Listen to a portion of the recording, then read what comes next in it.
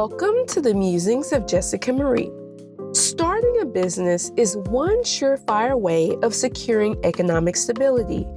During Jim Crow, Black Americans were forced to get creative with how they sustained themselves, especially since most lucrative jobs were reserved for white workers.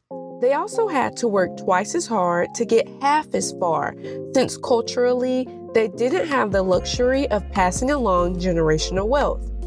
Join me as we shine a historical spotlight on the Burdines Store, a successful Black American-owned department store in Miami. In 1897, Henry Payne and William M. Burdine opened a dry goods store in Bartow, Florida. A year later, Henry decided to move on from the venture, so William brought his son John in as a partner and renamed the business to W.M. Burdine and Son. He also bought property on South Miami Avenue and opened a second store in the burgeoning community of Miami.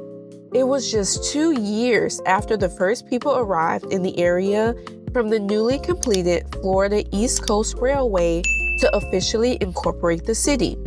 At first, his second store was small and had only a few shelves of clothing primarily intended for construction workers, soldiers, and the local Native Americans.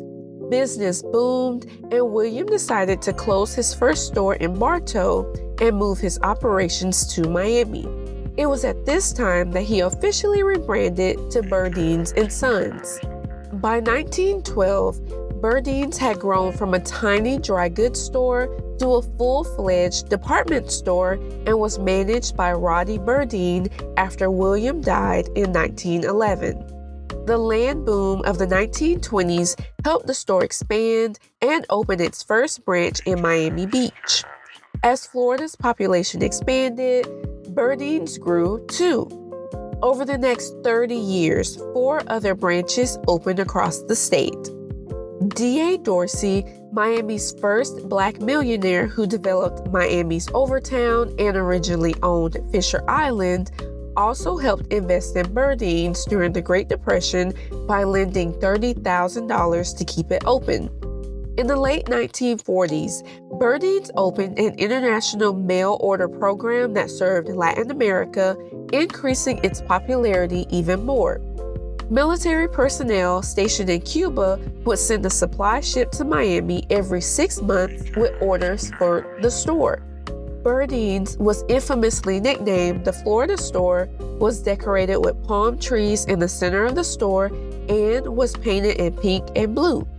It was eventually bought out by Federated Department Stores in 1956, and with the increased financial support, was able to expand north and westward through the 1970s and 1980s.